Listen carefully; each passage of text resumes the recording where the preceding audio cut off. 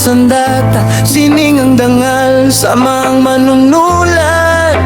Narito ang kwento mula sa iba't ibang dako, iba't ibang panig, may dala-dalang pangarap na kakaiba rin. Mga taong magkakaiba man ng nilalakbayan na daan, iisa pa rin ang talentong tinataglay. Sa bawat pahina, bawat linyang nabubuo, galing at husay sa puso'y nagmumula. Walang pagkakaiba, lahat ay magkakapantay sa mundong ito ng mga salita at katotohanan. Ang bawat miyembro ay magkakalaban man, sa bawat paliksahang sinasalihan, suporta pa rin sa bawat isang binibigay. Hindi inggit, hindi panlalamang ang ating asal, kundi pagtutulungan hanggang sa dulo ng hangganan. Samahang magkakalaban man sa larangan ng taluturan, iisa pa rin ang hangarin na ating inaasam, ang maitaas ang bawat isa sa tuktok ng tagumpay. At ang kampyonato ay sabay na makuha.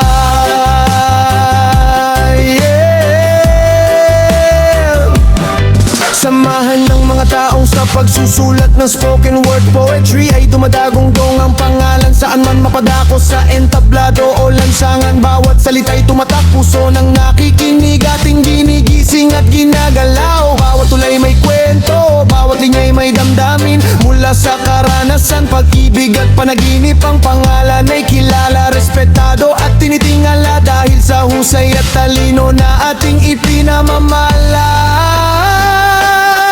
Ang bawat miyembro ay magkakalaban man, sa bawat paliksahang sinasalihan, suporta pa rin sa bawat isa ang binibigay.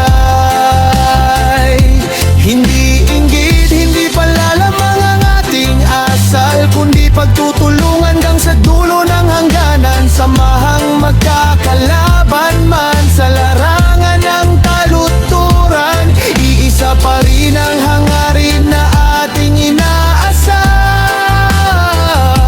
ang maitaas ang bawat isa sa tuktok ng tagumpay. At ang kampyonato ay sabay na makuha.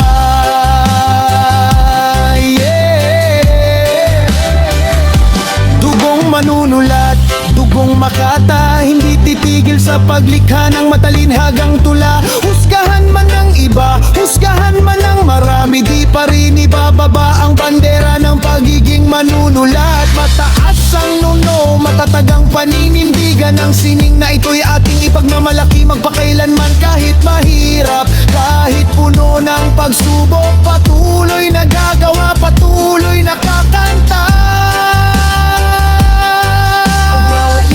Magkakalaban man sa bawat paliksahang sinasalihan, suporta pa rin sa bawat isang binibigay. Hindi inggit, hindi panlalamang ang ating asal, kundi pagtutulungan hanggang sa dulo ng hangganan. Samahang magkakalaban man sa larangan ng taluturan, iisa pa rin ang hangarin na ating inaasam, ang maitaas ang bawat isa sa tuktok ng tagumpay.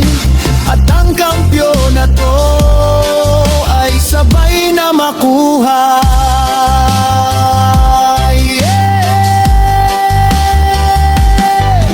Oh, yeah. Oh, samahang manunulat, magkaiba man ang daan, isa ang talento. Magkalaban man, magkaisa ang hangarin. Dugong manunulat, dugong makata, hindi kailanman susuko.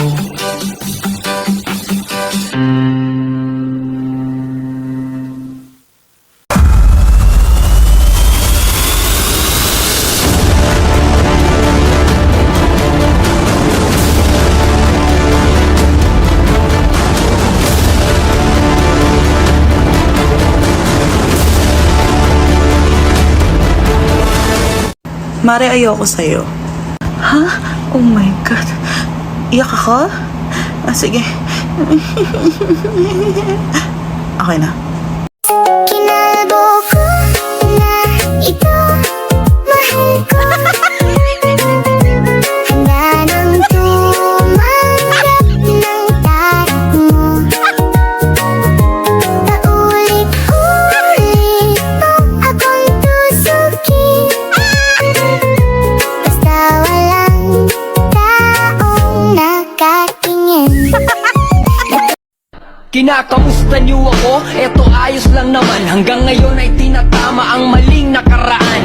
Patawad nga pala sa lahat ng nasaktan at nasugatan ng mga salita kong maanghang. Pero magkaayos, siguro wag na lang. Kung gusto nyo ng plastikan, wag ako, iba na lang.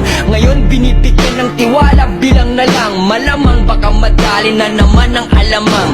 Kaibigang tumalikod, tinuring na kapatid. Kinalimutang inalalayan ko siya sa pagtawid. Hindi mo dapat nagawin na sirain ng palihim ang taong nagturo sa'yo ng liwanag sa dilim. Kasama mo ng matagal, nagawa mong kagatin. Ganun ang ahas pag gutom, kahit sino tutuklawin. At sa mga nagtsatsaga upang ako'y pabagsakin, bilib ako kahit papano, sinubukan nyo pa rin.